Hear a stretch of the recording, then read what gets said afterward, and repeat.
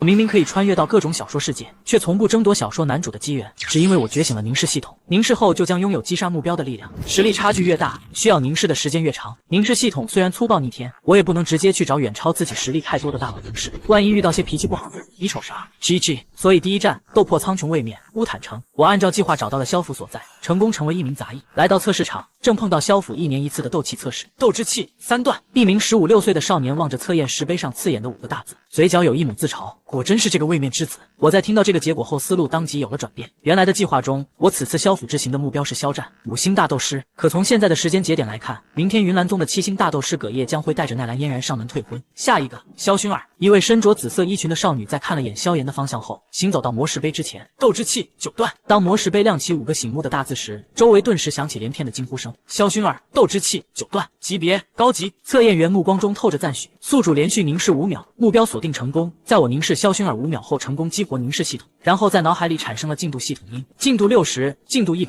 只是2秒，进度达到100%。成功的刹那，小腹位置出现巴掌大小的气旋。1星斗者，这就是斗气，不仅仅是境界的上升，对于斗气的使用也像修炼了数载般，相当熟练。在凝视萧薰儿成功后，我看向了石碑旁的测验员。7秒后，随着进度100%，修为直接从1星斗者攀升到了5星斗者。第二天可以撤了，贵客就要上门了。在打扫完大厅后，资深家丁催促着我和其他杂役离开。待到所有人离开大厅半刻钟后，我偷偷返回大厅，并躲在了角落的柜子里。随着时间的推移，先是客套交谈声入耳畔，接着便是以一名中年男子为首，数十人进入了大厅。入厅后，中年男子率先坐在了首位上，在其两侧3名老者相继坐下。不用猜，我就知道了中年男子的身份，乃萧家家主萧战。至于3名老者，自然便是权力不弱于萧战的族中长老，后面站着其他长辈和杰出的年轻。对面坐在中间的是一名身穿月白衣袍的老者，旁边站着一男一女。这月袍老者正是我的目标葛叶。在对方进入大殿的第一时间，我便已经开始凝视了。进度1，进度1，进度1。如我所料，因实力差距之大，进度条变得相当缓慢，足足1分钟，进度才跳到3。按照这个速度，到凝视成功需要半个小时。萧战葛叶一行人落座后不久，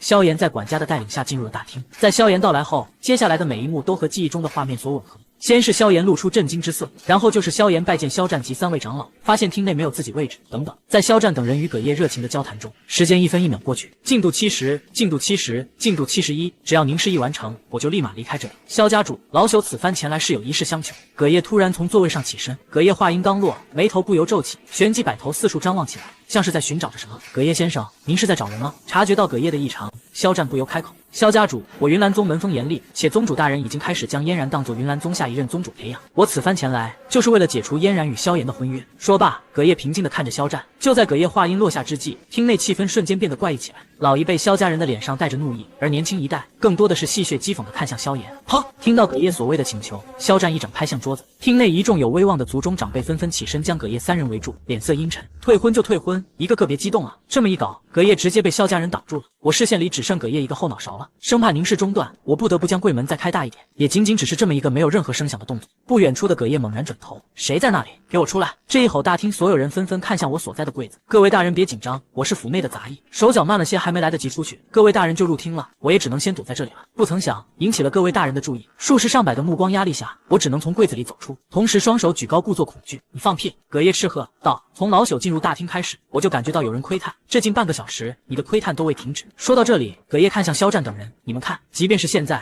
他还是此般盯着老朽。你什么时候入府的？萧战开口。昨日。我立即回答，但并未转身看向萧战。进度97，进度97，进度98，眼看着就要到终点了，不能在这个时候放弃。萧家主，你现在相信老朽的话了吧？即便是你问话，他都没有看向我。葛叶冷哼一声，说罢，葛叶给了身旁的少年一个眼神，白衣少年上前向我逼近。萧战没有开口阻拦，在他看来，我的行为确实有些不太寻常。说，你究竟是什么人？来自云岚宗的少年面色阴沉，冷冷地逼视着我，就是一个普通杂役。我挪了下位置，因为少年有些挡我的视线了。我依旧死死地盯着葛叶。进度99，进度99，进度100。宿主凝视目标完成。当进度条完整时，我紧绷的神情一下子放松开来。下一刻，四周突然涌动起能量风暴，疯狂地朝着我涌来。而我的身体源源不断地汲取着这些天地能量。他在突破，立即出手将他拿下，严刑逼供。葛叶似是看出了什么，当即对白衣少年下达指示。闻声，白衣少年速度加快，直接一拳朝着我轰出。也许是修为上的压制，白衣少年的出拳速度在我眼里实在是慢，漫不经心的挪步避了开去。我细心感受着体内气旋的变化，伴着一声沉闷之响，进了斗师之列。这才刚刚开始。一旁的白衣少年见到自己的攻击被轻而易举的避开，直接抽出腰间佩剑朝着我劈来。师兄，我来助你。在葛叶的授意下，纳兰嫣然也加入了战场，右手细剑舞动，朝另一个方向刺向我。你们这是想要我的命？先前白衣少年对他挥拳，我想着打断对方一条腿也就差不多了。可现在对方都出剑了，那礼尚往来，我不得要了对方的命。我立在原地，斗气杀衣覆盖全身，竟突破到了斗师。嫣然，你们快回来！望着我体外的斗气杀衣，葛叶神色一惊，可一切已经迟了。在斗气杀衣的加持下，我左右两手捏住了白衣少年与纳兰嫣然的剑尖，随即折断剑身，继而猛然甩出。白衣少年、纳兰嫣然根本来不及躲闪，残刃穿过喉咙，带起一片血花。击杀完白衣少年和纳兰嫣然，我迅速地奔向窗户，一跃跳了出去。系统赋予我修为的提升并非一蹴而就，而是有个过程的。我要还待在原地，怕不是要被葛叶干死。暴走的葛叶反应过来，迅速追了上来。纳兰嫣然的死直接令葛叶疯狂了，那可是未来的云岚宗少宗主啊，就这般死在自己的眼皮子底下了。若不杀了我，他回宗该如何交代？快点，再快点！感受着体内攀升的力量，江寒一边狂奔一边祈祷。10秒后，一个拇指大小的菱形晶体悬浮在了气旋中央位置。大斗师能量的灌入还在继续，2星、3星，最终修为定格在7星。同时，一股信息流涌入他的识海。刀法极刃3式，与斗气一样，像学了数载，相当熟练。那潜伏杂役为何突然停下了？望着我突然停下，众人面露不解。葛叶冷冷地盯着我，没有任何言语，脚掌猛然前踏，强悍斗气透体而出。我不闪不避，如先前面对白衣少年般，体表外涌现出层层斗气。不同的是，这次象征着大斗师的斗气铠甲。望着我体表外那套犹如实质的铠甲，院内萧家众人面露惊愕，响起连片的抽冷气之声。当当当，葛叶一连串的凌厉剑气击打在我的斗气铠甲上，未损分毫。你究竟是什么人？葛叶没有再急着出手，收敛了少许杀意，眼中多了些许凝重。杀你的人，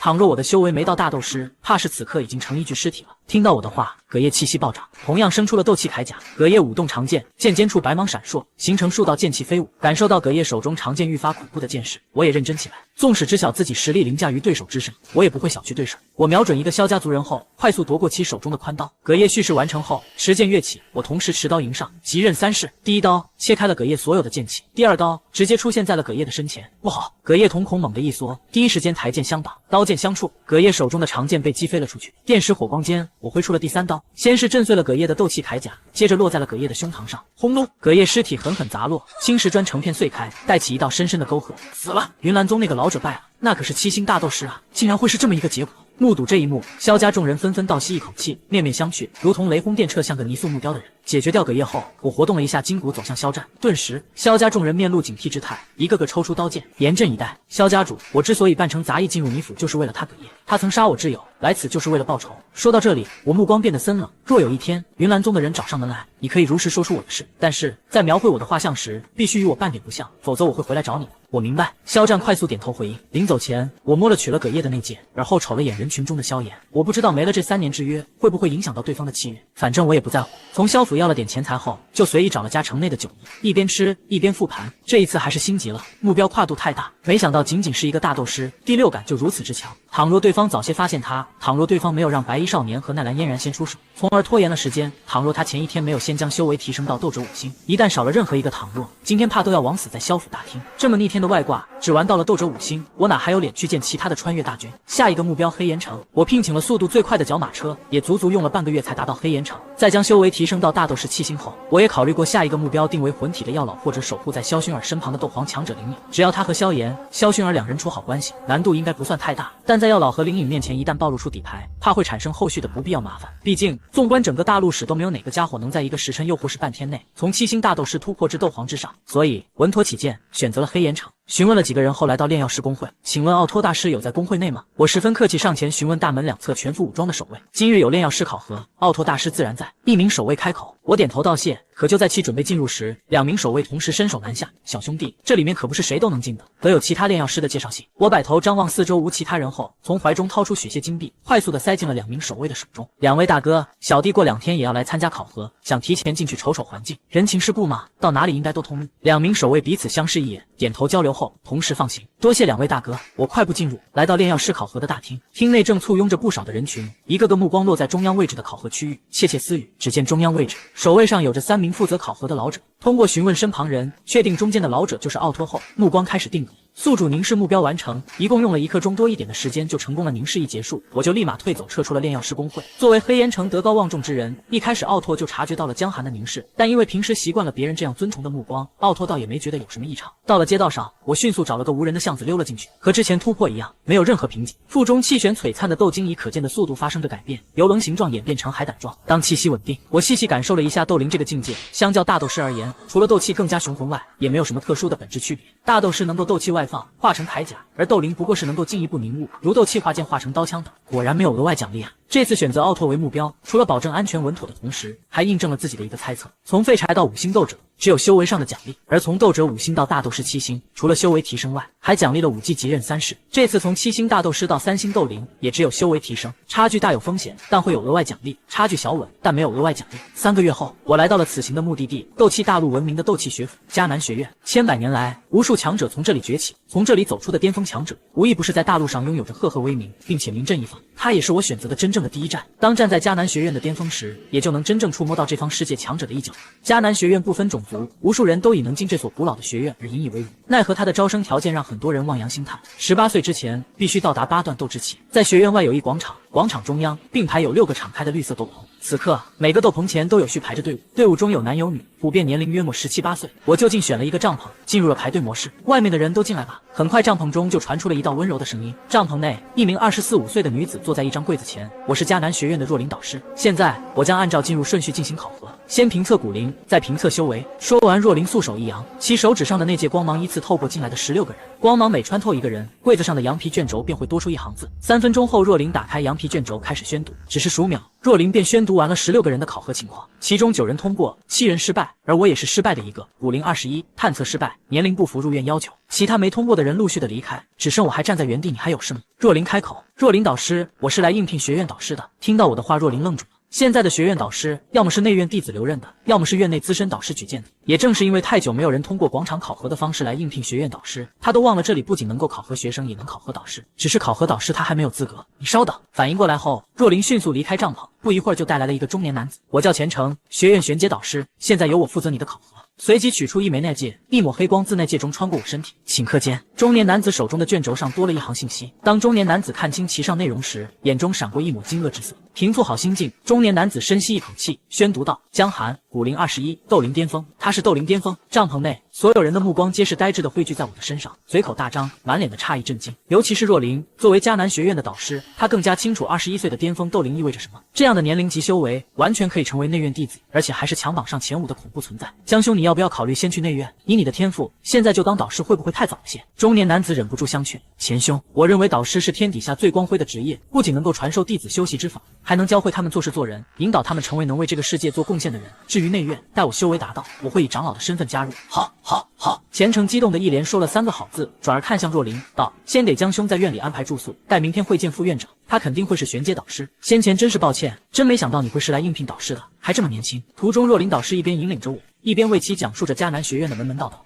翌日天一亮，若琳就带着我来到了一座精致的屋舍前。院长，若琳有事求见。没多久，屋门自内打开，一身穿道袍的老者走了出来。虎钳，迦南学院副院长，9星斗皇，目标锁定成功。进度1。见到虎钳的第一眼，我就立即开始凝视。这就是昨天钱成和我说的新来的导师。虎钳捋着山羊胡仔赞许道：年仅21岁就已经是斗灵巅峰，不错不错。不过考虑到你还没有施教经验，今年就先跟着若琳导师学习，明年自动升为玄阶导师如何？听从院长大人安排。我心中暗喜，跟在若琳身后当个划水的相当好。怎么一直盯着我？老夫脸上是有什么吗？虎钳被我盯得有些不自在，用手擦了擦脸后，忍不住问道：院长，你脸很干净，没事我们就先去忙了。若琳抢先开口，说完急吼吼的拉着我就离开了。目标锁定中断，宿主凝视失败。听着系统音，我内心毫无波澜。本来就没指望第一次就凝视成功，只是想先测试一下，看看从斗灵巅峰到斗皇巅峰要多长时间。而结果就是所需凝视时间要比在萧府那次还要长。从斗者5星到大斗士7星，差不多凝视了半个小时。可刚刚的进程，1分钟才进度1个点。换而言之，从巅峰斗灵到巅峰斗皇，至少得凝视1个半小时。江寒导师，你刚刚那般盯着院长大人很不礼貌，下次可不能那样。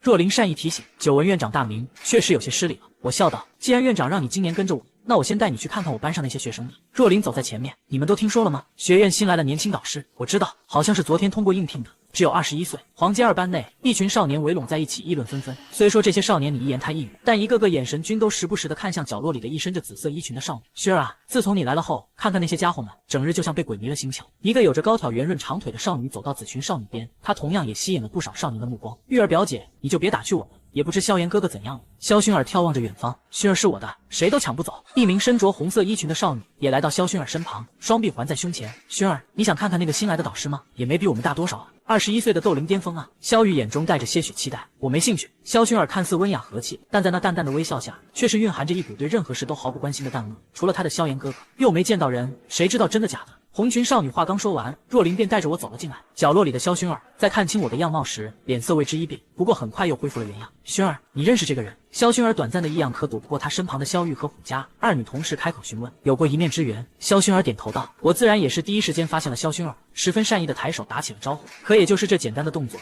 瞬间令室内一群少年的脸色阴沉了下来，一个个目光中多了浓浓的敌意。下一刻，我感受到一股劲风朝着自己袭来，只见一道红色身影持着一根钢管向自己袭来。我还来不及猜测红裙少女的身份，钢管已经进入我的1米范围，钢管砸在了斗气铠甲上。红裙少女刚准备再挥动一棍，我直接一把攥住了她的胳膊肘。丫头，冷静！臭男人，你知道我是谁吗？快给我放！无法动弹的红裙少女破口大骂。我会心一笑，微微用力，嘶，痛痛痛！红裙少女叫喊，撕心裂肺。片刻后，红裙少女脸上强行挤出笑容，变得礼貌多了。你叫啥？虎家？认识到错了吗？认识到了，以后不敢了。在绝对的实力压制下，看看这丫头现在多乖巧。江寒导师教训一下，差不多可以放开她了。一旁的若琳导师给了我一个眼神，我顺势松开了胳膊肘。眼看着虎家又要狂妄起来时，我指了指自己的胳膊肘，对方立马就蔫了。导师，莫非他就是昨天那个斗灵巅峰的导师？若真是他，他怎么会来我们黄阶班？听到若琳导师对我的称呼，一群少年瞳孔骤然一缩，一个个再次看向我时，先前因萧薰而产生的嫉恨荡然无存，有的只是深深的崇拜。我向黄阶2班的学生做了简单介绍，也算是彼此认识了。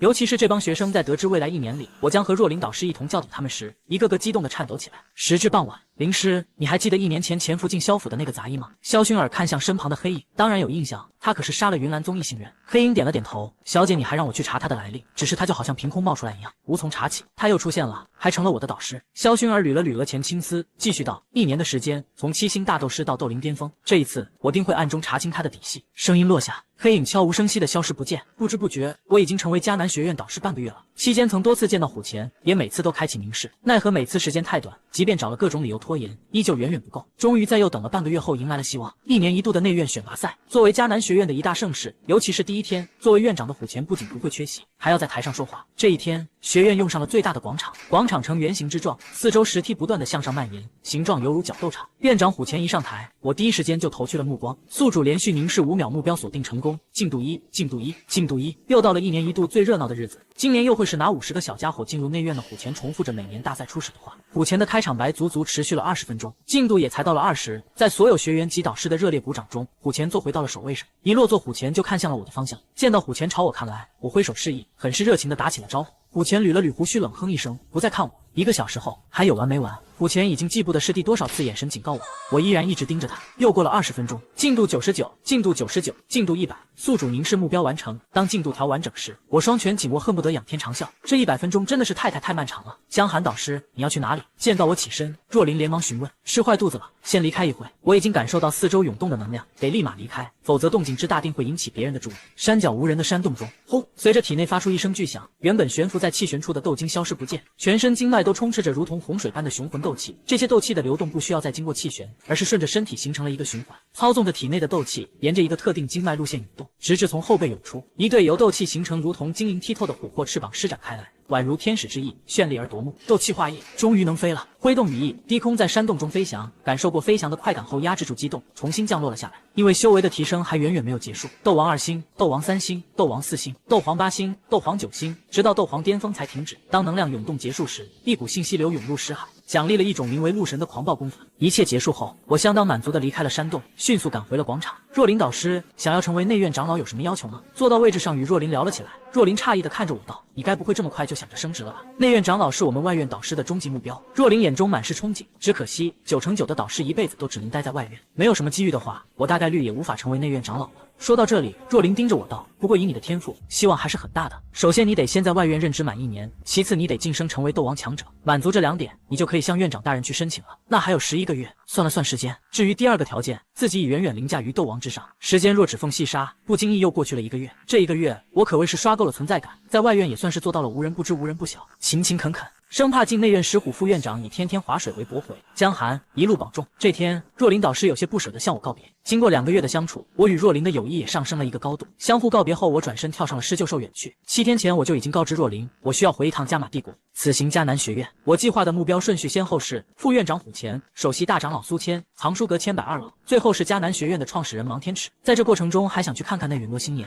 毕竟异火是这方世界不可或缺的重要角色。历经数日，终于抵达了矗立在塔格尔沙漠中的城市墨城。在经过一番询问后，我来到了一个商铺前，应该就是这里了。店铺并不算宽敞，有些冷清，一个客人都没有，只有柜台后一位正垂头仔细制作地图的老者。老者虽满头白发，但握着绘图黑笔的干枯手掌，却依然稳健有力。塔格尔大沙漠各块区域的地图都在那边货架上，你自己找吧。老者头都没抬，苍老平淡的声音在房间内回荡着。只见老者所指的货柜随意地堆放着一些泛黄的地图，甚至有的地图表面还有残破痕迹，明显是绘画失败的残次品。我并没有去寻找地图，而是拉过屋内的一张椅子，坐在了老者的对面。宿主连续凝视5秒，目标实力低于宿主，锁定失败。耳边响起这悦耳的系统音，我心情大好。我继续饶有兴趣地打量着老者，一脸玩味之色。老者依旧没有理会，继续绘制着手中地图，直至许久。你不是来买地图的？在绘制完手中的地图，终于缓缓抬起头来，眸光淡淡瞥了眼我。老者眼神虽为平和，但其左脸颊骇人的疤痕却是为其增添了一分隐隐的狠戾之气。海老头，这店你准备就这么一直待下去，在这儿养老吗？老夫听不懂你在说什么。老者脸色微变。海波东曾经加玛帝国的10大强者之一，为人孤僻自傲，极其擅长兵器斗气，曾经一怒之下冰封了整整一座城，被世人称之为冰河。我悠哉地为自己倒了一杯茶水，继续道：曾与云岚宗上任宗主决战云岚山巅，结果虽是落败，但对方也是惨胜。后来在加玛帝国与出云帝国举办的强者大会上，更是一人独占1名斗皇以及1名斗王，且未落败，惊艳全场。自那场强者大会后，你又来到了塔格尔大沙漠。说到这里，我右手一招，那摆放在老者身前柜台的杂乱地图全都飞了过来。怎么没有呢？莫非已经被你给消炎那家伙？我一阵翻找，并没有找到长得像净莲妖火的残图。我继续说道，在一次偶然中，你抢到了净莲妖火的残图，但也是中了美杜莎女王的蛇之封印咒，不仅身体急速衰老，实力也大幅下降，从一个斗皇变成了一个斗灵。这些年来，你一直躲在这里研究残图，想要从中得到能够解除封印的方法，奈何那张残图对你无任何用处。喝了2口茶水，我放下手中的茶杯，继续饶有兴致地盯着海波东老者。轰！海波东一掌拍在柜台上，一声炸响，柜台4分5裂。你究竟是什么人？怎么如此清楚我的底细？海波东袖袍一挥，原本敞开的大门轰隆一声关拢，同时一股冰冷的强横气势从海波东体内扩散而开，压迫而来。我依然坐着，任由海波东的气势压迫，表情没有任何变化，显然丝毫不受影响。别紧张，我就是想向你打听一下有关异火的消息。你还没回答我的问题。海波东一声冷哼，右脚在地面狠狠一踏，顿时一股冰寒之气以海波东为中心，迅速扩散弥漫整个店铺，寒雾缭绕，隐隐遮掩视线。明冰刺！海波东大喝，双手快速翻转结印，喝声落下，只见海波东面前的寒雾急速翻动，凝结成3根足有半米长的螺旋状透明冰刺。咻！随着海波东右掌拍来，3根螺旋状冰刺带着呼啸声爆射而出，感受着迎面而来的刺骨寒意，我不闪不避，抬手间，一块厚达数十公分由磅礴斗气凝聚而成的墙体在其身前成型。砰！3根螺旋冰刺狠狠击打在了斗气墙体上，带起低沉的闷响声。望着自己攻击轻被轻而易举挡下，海波东脸色愈发凝重，眸中多了血械警惕。就在海波东准备再次蓄势攻击时，我已经凝聚出了一模一样的螺旋刺刃。望着如闪电般射出的冰刺，感受其中携带的恐怖波动，海波东脸色猛地一变，双手连忙翻转。顷刻间，海波东身体四周寒气涌动聚集，在其身体前方形成一块冰盾。咔嚓！面对更为恐怖的刺刃，冰盾瞬间崩碎，不起丝毫作用。凝聚出的刺刃狠狠击打在了海波东的胸膛上，噗嗤！海波东一口鲜血喷出，身子如炮弹般倒射而出，撞击在了墙壁上，脸色瞬间惨白。海老头，别说你现在只是个斗灵，哪怕重回斗皇，我也不放在眼里。我迈步走到海波东身前，伸出手将后者从地上拉起，并掸了掸对方身上的尘土。长江后浪推前浪啊！现在的年轻人真是一个比一个恐怖啊！海波东起身，擦掉嘴角的鲜血，忍不住发出一声感慨：我来自中州的一个古老家族，此行前来是为了观一观异火的风采。我自报家门，果然如此。听到我的话，海波东目光中多了血腥异样与敬意，也只有中州那些大势力才能培养出你这样的妖孽。这些年来，我在塔格尔沙漠确实找到了一些异火的消息，还推测出了3个地方，只可惜你来得迟了。半月前，有一个小子答应帮我解开封印，我将地点告诉了他，估摸着他已经得到异火。我算了算时间，道：那小子得不到的异火已经在美杜莎手里了。你对蛇人部落相当熟悉，烦请你带我走上一趟。你怎么知道的？海波东面露不解，有些事知道太多并不好。我一边说着，一边用武力将海波东请出了他这隐藏了数年的老巢。烈日高悬，一望无尽的沙漠之中，我与海波东身影轻快地赶着路。海老头，还好将你带着呀。我轻拍了拍海波东的肩膀，真是太佩服自己的决定了。塔格尔沙漠远比他想象的还要大，自己想抵达沙漠深处，兜兜转转至少也要1个月，而带着海波东，只用了7天便到达了这沙漠深处。途中每一个补给站点，海波东都了如指掌。虽然他压根就不想前往蛇人圣殿，途中也多次逃跑，奈何都被我抓了回来。再往前就是蛇人族8大首领之一月妹的地盘了。海波东指着前行的方向，而后又指了指1000米外的绿洲，道：那是100公里内的唯一水源地，既然是唯一，自然要去补给一下。我明白海波东的意思，无非就是那绿洲距离月妹地盘很近，但我不是神明，还无法做到不时补水。至于可能暴露，那就被发现呗。进入绿洲，瞬间感觉整个人舒爽了。燥热感消失不见。姜老弟，你快过来看，有好戏！海波东走在前面，突然止住脚步，接着转身朝着我勾了勾手。我快步上前，只见清澈的湖泊中正有几名蛇女在湖边饮着湖水。我稍微感知，这些岸上的蛇女多在大斗士境，还有一个潜在湖水中的蛇女，则是一名斗王。此刻我与海波东的目光并不在那些蛇女充满魅惑的水蛇腰之上，而是在一个正匍匐前行、缓缓向水源靠近的身影上。海老头，你看这鬼鬼祟祟的背影，像不像之前去你店里那家伙？我一眼就认出了萧炎，还真是他。经我提醒，海波东仔细辨别后，眼睛一亮。终于，萧炎来到了湖边。可就在他满心欢喜的准备取水时，扑通一声，原本平静的湖面中涌出一个身材火爆的女子。女子先是甩了甩湿漉漉的青丝，而后转身看向萧炎的方位，四目相对。萧炎猛啊，有药老帮他掩藏气息，他怎么还是被发现了？关键的是，以他的灵魂感知力，竟然探测不出这个蛇女的境界，立即撤退。这是萧炎的第一想法。在他看来，这蛇女至少也是个斗灵强者，甚至还有可能是斗王级别的可怕存在。人类小家伙，你来都来了，不去我那儿坐坐就急着走吗？月妹捋了捋青丝，又道：“还有躲在后面那两位，还不出来露个脸吗？”听到月妹的话，萧炎这才意识到自己的后方还藏有人，立即转身看去，是你们。这一回头，发现是两个熟人后，萧炎心头大喜。可很快，他又想到了什么，说道：“你俩怎会在一起，又出现在这里？”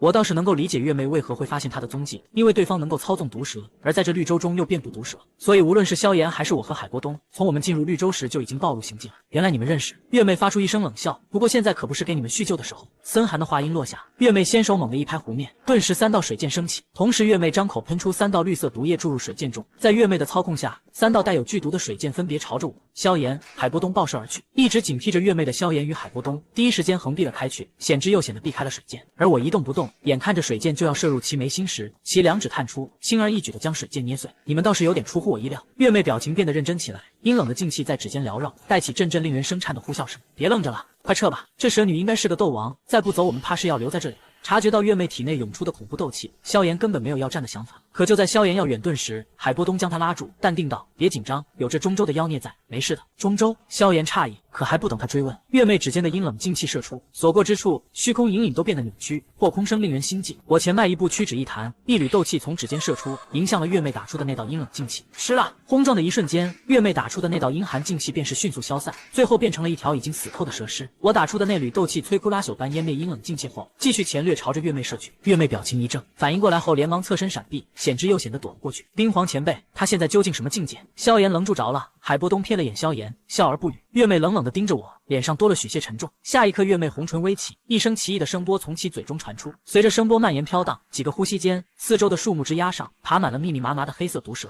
杀！月妹素手一挥，淡淡的话语中充斥着森冷的杀意。接到命令，四周枝桠上的黑色毒蛇急速闪掠，从不同方向狠狠地对着我方向袭杀而去。我表情没有丝毫变化，一拳朝着前方打出，恐怖的斗气直接在虚空中摩擦出灼热的火焰弹。除了系统出品的极刃3式极露神外，我还没有学过任何斗技，凭借的就是境界上的碾压。一拳轰出，顷刻间，空气中的温度骤然拔高，因斗气摩擦的火焰弹携带着炽热的高温席卷开去。那些掠来的黑色蛇群刚一靠近火焰弹，便是发出一声凄厉惨叫，直接被高温蒸发成虚无。不好！月妹第一时间震动斗气之意，腾空而起，砰！砰砰！虽说月妹成功避开了火山弹的轰炸范围，但其他10个蛇女却是在火焰爆炸中死的死，伤的伤。人类，你该死！望着火海中表情扭曲、痛苦翻滚的蛇女，月妹恶狠狠地盯着我。月妹银牙一咬，纤手猛然探出，掌心之中2条幽青的能量匹链凝聚成巨大的青蛇。青蛇浑身遍布坚硬鳞片，巨嘴张合之间，森白的獠牙闪动寒芒。这2条能量青蛇仿若具备生命力一般，2股淡淡的凶戾气息透体而出，好恐怖的气息！望着空中摆动的2条巨大能量青蛇，萧炎屏气凝神，看向我的目光中升起许些担忧之色。咻！2条能量青蛇闪电般的突破空气阻碍，眨眼间便来至身前，长满獠牙的巨嘴狠狠地对着我撕咬而来。我又是一套简单的拳击，干脆而利落，一个刺目的炽热火拳从我的拳面射出，砰！炸响声中，火拳摧枯拉朽地吞没2条能量青蛇，转瞬间出现在了月妹身前。月妹瞳孔骤然一缩，没有时间犹豫，更加来不及躲闪，只能全力催动斗气铠甲。咔嚓，铠甲崩碎，月妹遭受重击，一大口鲜血喷吐而出，脸色惨白，其曼妙的身躯在空中乱舞，最后狠狠砸进了先前的火海中，带起一个无比巨大的深坑。我就是经过此处，想喝口水而已，你就不由分说就想要我的性命。我迈步走到深坑边沿，平静地看着坑中重伤的月妹，你觉得我会信吗？月妹强忍着疼痛冷哼一声，目光中出现了忌惮之色。女王会为我报仇的。月妹含着俏脸，一边死死地盯着我，一边双手快速结着反锁的印记。蛇之技分化，轰！伴着一声巨响，月妹身体猛然一颤，爆炸开来，并没有想象中的血肉飞溅，有的只是无数条幽青的能量小蛇，铺天盖地地朝着四面八方飞射而去。好诡异的蛇技！这些能量小蛇中，怕是只有一条是月妹的本体。海波东、萧炎相视一眼，目光扫过分散开的数条能量巨蛇，相继出声。我目光锁定一条能量蛇，不过并未出手。若是想杀月妹，先前的那一拳就不是重伤，而是直接将其打成虚无了。已经侵犯了对方的领土，再把对方给打死，实在说不过去。大兄，你该不会已经是斗皇强者了吧？萧炎咽了咽唾沫，朝我走来时忍不住开口询问。我笑了笑，始终维持着对萧炎的问题一个不答的态度。江老弟，我已经将你送到这儿，又碰上了这小家伙，我是不是可以先撤了？海波东抱了抱拳，如今月妹重伤逃走，回去后肯定要通知其他7大首领集美杜莎。塔格尔沙漠真不能再待了。这一次我没有再阻拦海波东，任凭海波东折返。我已经遇上了这个位面的天命之子，还愁见不到一伙。大兄，有人来了！就在海波东离开不久，东边天空2道影子浮现，距离越来越近。看到了没？我就说这边有动静吧。粗犷的雄浑之声夹带着斗气，如惊雷般回荡在这片绿洲上。2名斗王出现后不久，一头通体碧绿的巨大魔兽紧跟着出现，魔兽背上站着7人。萧炎快速探查了一番，内心再次泛起了波动。5个斗灵强者，1个斗王强者，至于最后一个蒙着脸的黑袍人，他完全看不透。这等能让加玛帝国都震一震的恐怖阵容，也出现在蛇人族的领地，意欲何为？这里是蛇人的地盘，你俩为何会出现在这里？站在黑袍人旁边的斗王强者目光扫过不远处重伤昏迷的蛇女，询问道：“我们就是外出历练，遇到这片绿洲，又不幸碰上了几个蛇女。”萧炎抢先回答：“这里已经不安全了，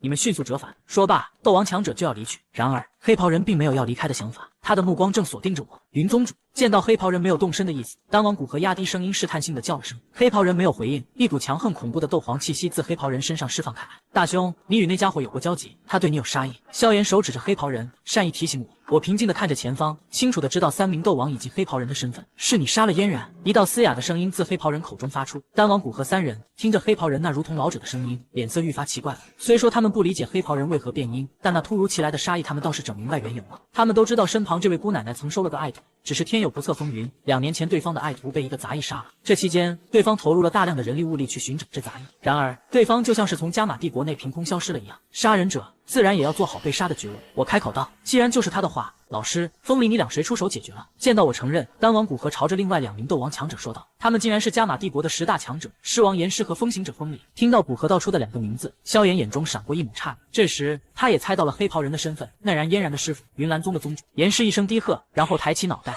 双手撑开，顿时犹如实质的淡银色狮吼音波骤然从炎狮大张的嘴中扩散而出。恐怖的音波如奔腾的浪涛，狠狠朝着我拍击而去。眼看着狮吼音波就要轰击在我的身上时，我前方涌出一股凶猛的能量漩涡。这股能量漩涡宛若黑洞般，瞬间将炎狮的狮吼音波全部吞噬。一起上！风离也出手了，片刻间出现在我的后方，与狮王炎狮成家包式将我困在中间。你们别出手了，还是我来吧，结束的更快些。我漫不经心的话语自空气中飘荡开来。狮王炎狮、风行者风离微微一愣，老师，危险！风离察觉到什么？第一时间出口提醒，但一切还是迟了。我一瞬间就出现在了炎狮的身前，以手为刀，朝着炎狮劈下。咔嚓，手掌下方延伸出的弯月形状的白色气刃，轻而易举地劈开了炎狮的铠甲。恐怖的能量贯穿炎狮，携带着他的身子在虚空中发出刺耳的音爆之声。风行者，回来！黑袍人立即出声。情急之下，黑袍人甚至忘记了变音。云芝听着熟悉的女子音，萧炎身子猛地一颤。战场中，风离在目睹了炎狮被轻易轰杀的一幕后，他就已经开始退出战场。只是我在击杀完炎狮后，如闪电般又出现在了他的身前。风离双手快速结印，周身顿时狂风涌动，数百上千的风刃齐发，朝着我射去，却连我的防御都破不开。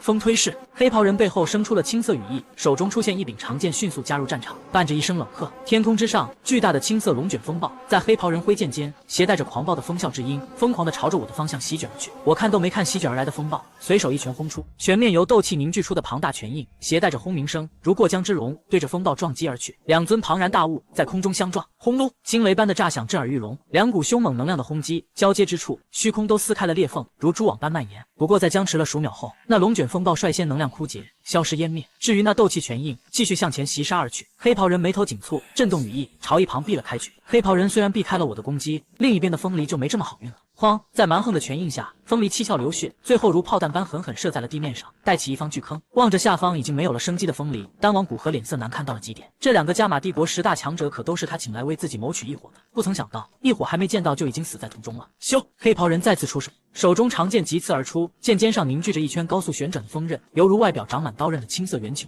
我则是毫无忌惮，掌心斗气包裹，直接伸手去接，连绵的清脆撞击音响起，高速锋刃劈砍着我的手掌，只能带起轻微的白痕。战场中，黑袍人四周的狂风愈发凶猛，手中长剑开始凝聚出刺目的白光。随着时间的推移，白光越来越盛，宛若一轮耀日。我知道这是黑袍人在蓄势，虽然感受不到那白光对他的威胁，但因气势太过唬人，我还是决定认真对待。云芝，住手！萧炎似是见识过黑袍人这一世的恐怖，连忙大喊。听到萧炎的喊声，我欣慰的点了点头。黑袍人更是身子轻轻一颤，眼中多了一丝犹豫。不过很快，这丝犹豫就消失不见。风之极，陨杀。黑袍人口中吐出森冷平静的音节。霎时，黑袍人手中长剑的剑尖处白光爆闪，一道极为纤细的光线爆射而出。光线速度快得有些恐怖，所过之处，空间震荡，一道漆黑的痕迹自蔚蓝天空垂直而下，尤为醒目。陨杀一出，萧炎脸色骤变，他就像是看到了下一秒我被洞穿的一幕，而事实却是萧炎担心的一幕并未发生。就在白光要落在我的身上时，我出刀了。第一刀摧枯拉朽般的轰碎了白光，第二刀直接劈开了黑袍人手中的长剑，并震碎了黑袍。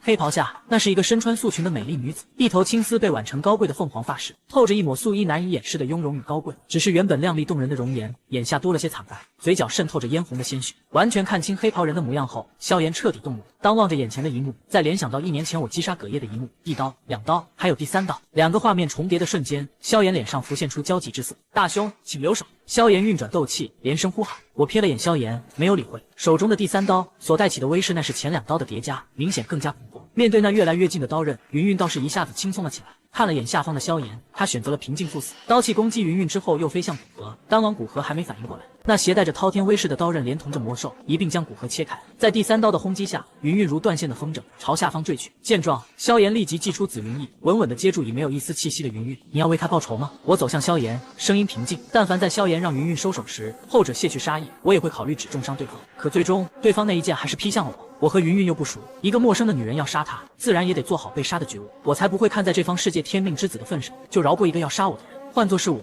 遇到一个要杀我的人，我应该和大兄一样。萧炎横抱着云云的尸体，摇了摇头，眼中并无杀意。怪也只怪先前对方为何没听他的收手。你们怎么认识的？我问出了心中困惑。在我的上帝视角中，云云与萧炎的邂逅是因为紫金翼狮王，而云云之所以去找紫金翼狮王，是为了爱徒纳兰嫣然。可纳兰嫣然早已经被我给杀了呀，都切断源头了，竟还无法阻止2人的羁绊。这男女间因果的宿命，唯有月老能够干预了。一次偶然，我救了他。察觉到我的目光，萧炎解释道：“我们的关系仅此而已，并不是大兄你想的那般。”我点了点头。看萧炎的样子，他们相识的桥段没有山洞中的暧昧。1刻钟后，带我去看一眼那青莲地心火吧。待到萧炎厚葬了云云，我指着蛇人圣殿的方向：“大兄果真是为了一伙而来。”萧炎有些失落，我轻拍了拍萧炎的肩膀，笑道：“我不和你抢，我纯粹就是好奇，看上2眼，仅此而已。”闻言，萧炎心中大喜，稍作休憩后，2道身影一并上路，在炽热的沙漠上空飞掠了将近1个时辰后，一座庞大的部落要塞终于出现在了遥远的地平线之上。蛇人族圣城美杜莎神殿，圣城城门紧闭，在城墙之上，全副武装的蛇人护卫正来回的在城墙之上巡逻着。城墙上空处，10几头漆黑的大鸟来回盘旋。由于我和萧炎是直接硬闯，所以在到达圣城的那一刻，巡逻的大鸟就发出了警报之声，全员戒备，有敌人入侵，飞毛手准备。距离城墙还有近100米，呜呜的警报声就响了起来。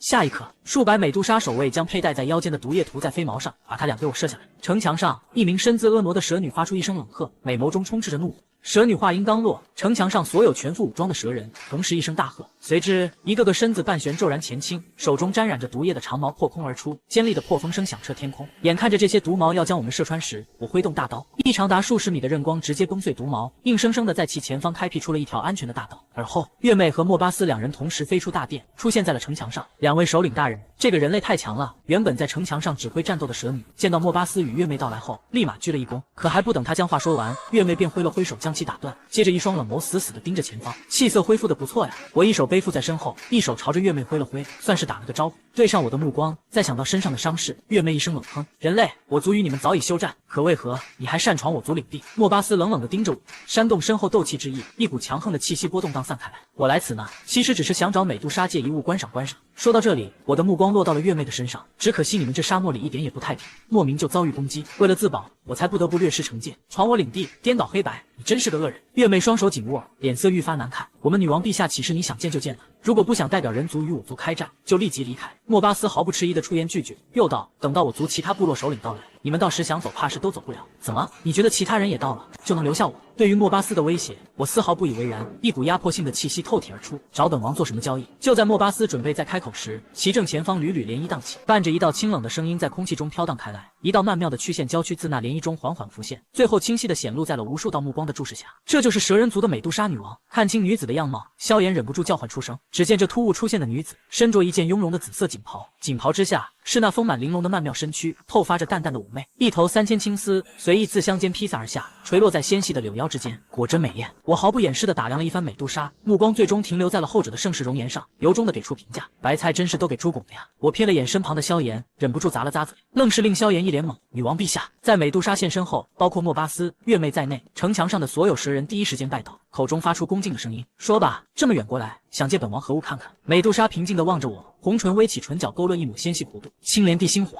平静的5个音节自我口中吐露而出。青莲地心火，女王陛下什么时候得到异火了？听到我的话，莫巴斯、月妹2人面面相觑，皆是满脸愕然。女王陛下得到异火要做什么？莫不成女王陛下是要借助异火突破？月妹说道：“应该如此。”莫巴斯点头应声。可通过异火突破，成功率还不到1成呢。倘若女王陛下出了意外，我们整个蛇人族怕是也要陷入危险之地。想着沙漠外那些虎视眈眈的人族强者，月妹脸色微变。莫巴斯看了眼美杜莎，悠悠叹息。他作为族长，头上顶着重任，他比我们谁都更想变得强大。一旦他突破到斗宗级别，那我蛇人族的势力将会急速扩张，也不必再被困在这茫茫沙漠中了。你是怎么知道本王得到青莲地心火？听到我一口道出青莲地心火，美杜莎脸色骤然一变，一股阴冷的气息自美杜莎体内弥漫开来。我不仅知道你得到了青莲地心火，我还知道现在的你只不过是一具拥有本体许仙意念的能量体罢了。我嘴角带着笑意，饶有玩味地看着美杜莎。至于你的本体，正躲在某处准备着进化吧。什么能量体？经我这么一说，萧炎再次看向城墙上方的美杜莎，脸上充斥着惊愕。莫巴斯、月妹脸色变了变，他们也是没想到这只是他们女王陛下的一具能量体。下一刻，我出现在了美杜莎的身后，另一只手缓缓地搭在了美杜莎的右肩上。大胆人类，拿开你碰女王的臭手！目睹这一幕，月妹、莫巴斯脸色猛地一沉，背后能量双翼震动，朝着我急速扑来。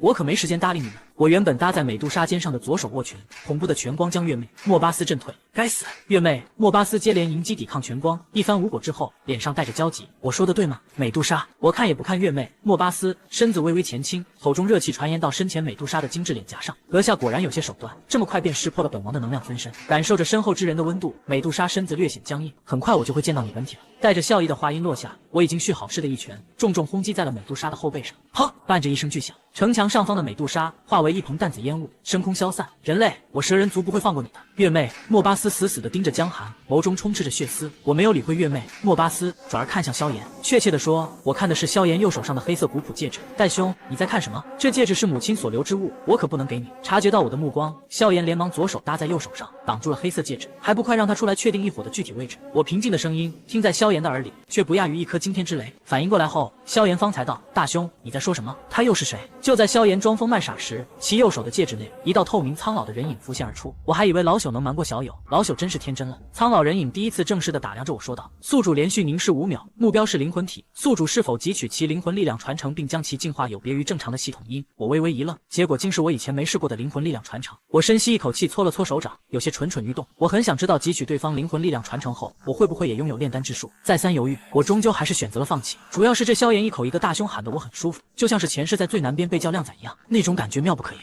若是在萧炎没成废物前，我也许会选择尝试传承药老灵魂力量，并将其进化。这样一来，天才的萧炎一帆风顺，加入了魂殿，最后无敌于大陆。而现在，药老已是萧炎成长路上不可或缺的导师。一声叹息，我只能将这样的心思埋葬于心底。小友，你刚刚是不是对我有敌意？药老试探性问道。他不知道是不是错觉，刚刚有种突然被当成猎物的感觉。老先生，我们都不曾见过，我为何要对你有敌意？我咧着嘴，流露出善意的微笑。我其实也想一口气揭掉药老的底，譬如直接道出药老之名药尘以及一些悲惨的经历。可转头一想，这会不会太浪了？万一这药老哪天把自己当恶人了，暗算一下自己多不好。小友，你怎么知道我能感知到异火的存在？药老好奇。我笑了笑，指着萧炎道：“就这傻小子的实力，敢独自来蛇人族部落，背后肯定有高人。若是这高人都感知不到异火，那他来了不也是大海捞针？有点道理。”药老听着我口中的高人相当满意，旋即仔细感应起异火的气息。东边。很快，药老确定了方向，那就动身吧。一行3人立即朝着东边飞去。途中由药老感知行进路径，我负责击穿蛇人守卫的防御。没多久，来到了一汪清澈的湖泊前。只见湖泊中央有着一个小小的岛屿，没有任何通向其中的桥路。这湖面上空有诡异能量径直飞行，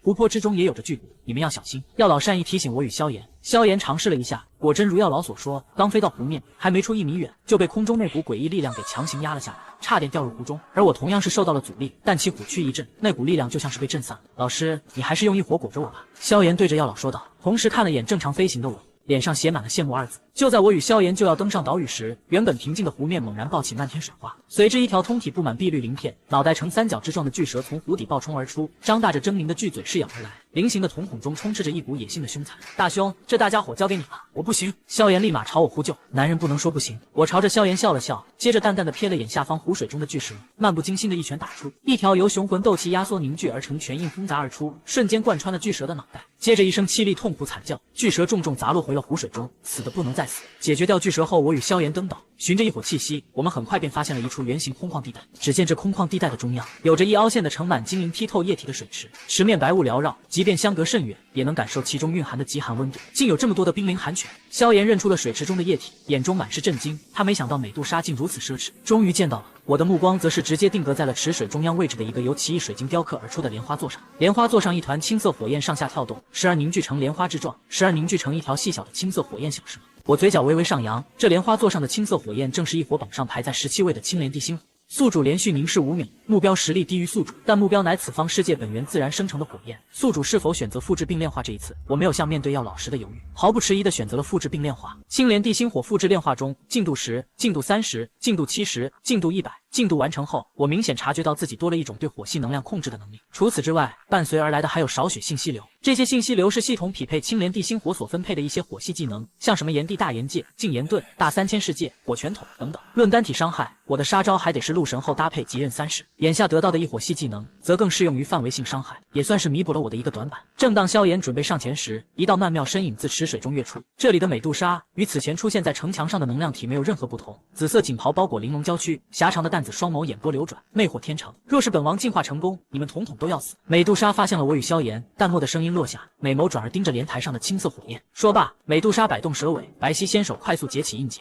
大兄，你还愣着干啥？阻止他呀！池水旁，萧炎看着无动于衷的我，出声提醒道：“你咋不上？”我回应。萧炎为之一愣，当即道：“我这实力上去招惹他，那不是找死吗？”我摊了摊手，笑道：“我也想作案观火呀。我知道事情结果才懒得出手，反正已经复制并炼化了一个青莲地心火了。阻止美杜莎，可这也是变相帮萧炎杀妻啊！这种不道德的事，我做不出来。我不出手，萧炎也只能任凭美杜莎双手印结变动。随着仪式的开始，莲台巨颤，其上的青色火焰仿若突然失去了束缚般暴冲而出，眨眼间化为一团熊熊青色烈火。美杜莎全身绽放刺目光芒，化作一条足有10来丈的紫色巨蛇。冰灵寒泉上方，紫色巨蛇盘旋几圈之后，发出一声清脆低吟，而后朝着熊熊青色烈火俯冲而下。然而就在紫色巨蛇钻进青色烈火的刹那，一道凄厉的尖叫声响彻整个小岛，听之令人心生怜悯。那紫蛇体表覆盖着的蛇鳞在进入火焰不久，便是开始急速扭曲，变得焦黑，直至最后从紫蛇体表脱落。继蛇鳞脱落后，蛇身嫣红的鲜血汩汩而出。奈何由于这青色火焰温度异常恐怖，那些流淌的鲜血尚未滴落，便被焚烧成了虚无。紫色巨蛇翻滚的动静越来越大，惨叫声愈凄厉响亮。湖泊之外，月妹、莫巴斯等越来越多的蛇人族强者聚集而来，祈祷女王大人一定要突破成功。一众强者紧张地望着岛屿上不断翻腾的火焰。随着时间的推移，青色火焰内，美杜莎女王凄厉的尖叫声逐渐变得微弱。紫蛇原本巨大的身体被生生的烧得只有2、3丈，一片焦黑。突然，火焰中传出一声凄凉的嘶鸣，自湖心岛响彻整座圣城。女王大人是失败了吗？蛇人族强者彼此相视一眼，脸上渐渐涌现出悲凉之色。湖心岛中央，大兄，他这是晋级失败了吗？萧炎指了指已经一动不动的蛇尸，看向我问道：“他成功了。”我平静的声音刚落，焦黑的蛇尸轰然爆炸开来。接着，一道浩瀚而恐怖的气息炸放而出，以一种骇人的速度迅速笼罩这座城市。这股气息，女王大人成功了，能量罩也碎了。我们登岛，恭贺女王！湖泊外，无数蛇人族强者转悲为喜。就在此时，一条七彩光影自爆开的蛇尸中爆射而出，它的速度很快，仿若直接洞穿空间，一瞬间就出现在了我的身前。我稍稍一愣，我知道会有这么一幕，可我记忆中这小玩意儿应该是攻向萧炎的呀。对方既然朝我而来，我也不敢大意。青色火焰自体内沿着右臂迅速汇集在右拳，狠狠朝着七彩光影砸去。砰！在我的轰击下，七彩光影被击退了出去，发出一声痛苦的嘶鸣。到了这时，也看清了七彩光影的模样。这不过是一条仅仅只有2公分左右细长小蛇，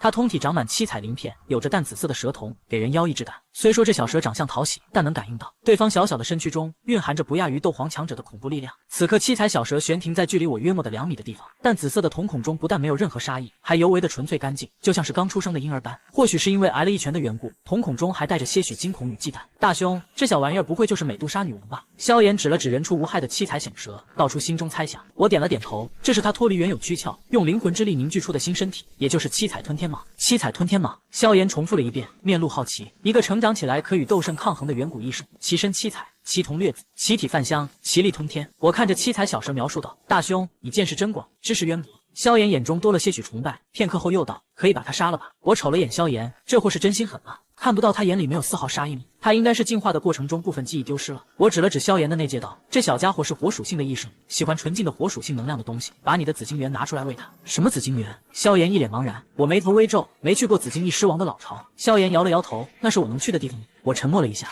感情我杀了那蓝嫣然，这蝴蝶效应的风还是吹了一阵的。那蓝嫣然死了，云云也不会去和紫金翼狮王战斗，萧炎也就没了偷家的机会。没事多去点危险的地方走走。我善意提醒，置之死地而后生，在逆境中成长。萧炎立即摇了摇头，道：“大兄若是可以，我想一直求稳。”在我与萧炎交谈之际，不远处的七彩小蛇像是鼓足了勇气，直接停留在了我的右手掌上空，一对晶莹剔透的眸子，带着许些垂涎的紧盯着中指的内界。我有些诧异的看着悬浮在自己掌心上方的七彩小蛇，尤其是听到对方那像是在撒娇讨要美食的嘶鸣声。大兄，不会是你有紫晶元吧？萧炎打趣道。我当即查看自己的内界，自己的内界中有些啥自己都不清楚，反正是只要被杀的人有内界的，不管37、21、5统统都收到自己的内界中，包括丹王古河、风行者风离、狮王炎狮以及黑角域那些不长眼的家伙。很快我就从内界中翻出了一块巴掌大、有着极浓郁火属性的晶体，这是地火晶，虽不是紫晶元，但两者相差无几。药老悬浮在萧炎的身侧，率先开口道：“应该就是他了。”我把地火晶扔给了萧炎。果不其然，原本还悬浮在身前的七彩小蛇立马投奔向了萧炎，两眼直勾勾地盯着萧炎手中的晶体。大兄，你说这玩意儿我要是养了不会出事吧？萧炎一脸犹豫，望着得了便宜还卖乖的萧炎，我真想给他一巴掌。我一脸认真地拍了拍萧炎的肩膀，他现在的状态和刚出生的小兽无异，他甚至都认为你是生他养他之人。想一想，这可是长大后能够与斗圣抗衡的远古异兽。我这么一说，萧炎再次权衡起利弊，那就赌一把，要是都输了，还请大兄日后为我报仇。做出决定后，萧炎毫不吝啬地掰了1/4的地火晶朝着七彩小蛇扬了扬，然后放入怀中，剩下的则放回了内界。贪吃的小蛇无法抵挡诱惑，直接钻入了萧炎的怀中。蛇人族的强者赶过来了，要立即收走青莲地心火了。听到动静，药老立即提醒：“大兄，一火你真不要？”萧炎指了指半空中的青色火焰，补充道：“我有幸得到青莲莲花座，它与青莲地心火同出一脉，老实说，用它来承载后者相当安全。”我摇了摇头，我是真不需要，不然还真轮不到萧炎。多谢大兄慷慨。确定我真的无意青莲地心火后，萧炎迅速拖着青莲座来到青莲地心火下方，想要悄无声息的离开，怕是做不到了。我看向来是湖面的方向道。话音刚落，数百上千的蛇人族强者出现在视线里，率先到达的是一道全身笼罩在红色斗气之中的男性蛇人，在他之后是月妹与莫巴斯，他们俩就是那入侵之人。先别管他们，快找到女王大人。莫巴斯开口。你们看那个，月妹发现了已经炸开的由美杜莎退下的原躯体，脸色瞬间惨白。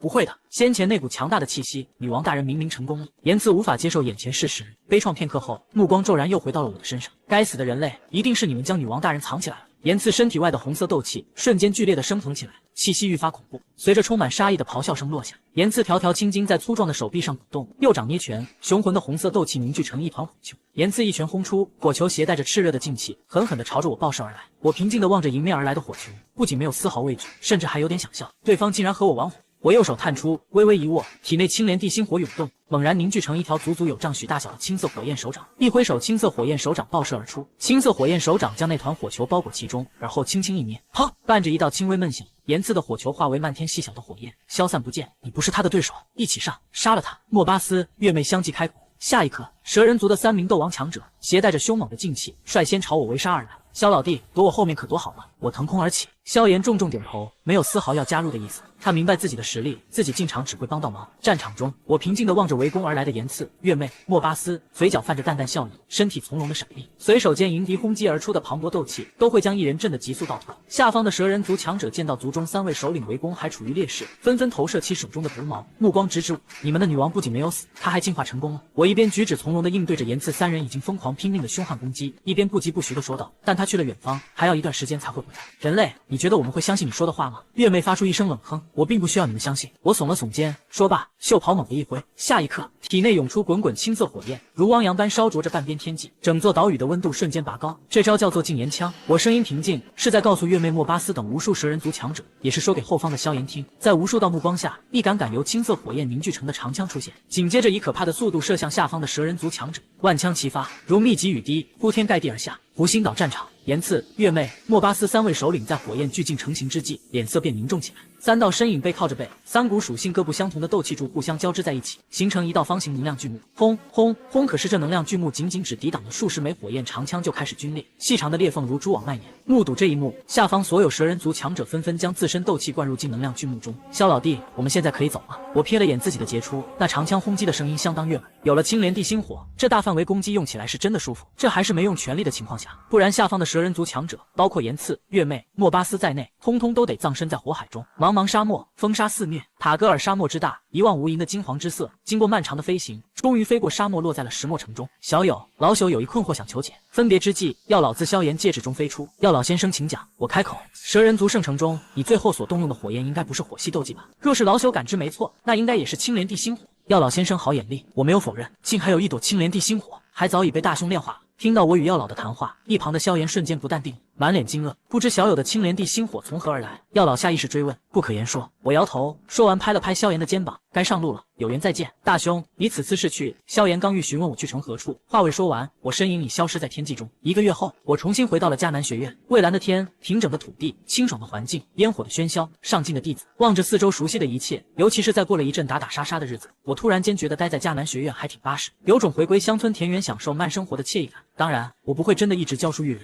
毕竟我的理想抱负可是凝视的尽头。之所以在这方世界将落脚点选在这里，是因为迦南学院太特殊到了，特殊到古地洞府都在这里。黄阶2班，根据若琳导师给的日子，江寒导师今天应该就到了。他这一走就是近3个月，还别说，挺想念他了。是啊，除了教学之外，还给我们编撰一些稀奇的神话故事。室内2班的学员围拢在一起，你一言他一语。薰儿，你有没有想念江寒导师啊？萧玉看向身旁的萧薰儿，萧薰儿摇了摇头，我只关心萧炎哥哥，不知道他现在怎么样了。这时一阵脚步声传来，片刻后若琳导师满面春光的带着我走了进来。你们心心念念的江导师回来了。若琳面带笑意，江导师，你这一去也太久了，可想死我们了。就是日日夜夜在思君没君的日子备受煎熬。我要继续听叶天帝的故事，3个月呀，憋死我了。不行，还是先讲小石头，他太可怜了，骨头都被挖了。我要听神木，100遍乃100遍。我走进教室的瞬间，室内的气氛烘托到了一种难以想象的高度。起初我听着下面这些小家伙思念的话语，还情有所动，可听到后面的话，感情都是一群小白眼狼。这些小家伙们思念的不是他这个人，而是我从未讲完的故事。都来挑挑看，这里面你们有没有你们想要的？我直接将内界中的东西全都倒了出来，足足堆了半米高，如一个小山丘般，有兵器，有灵丹，有药草，有功法，应有尽有。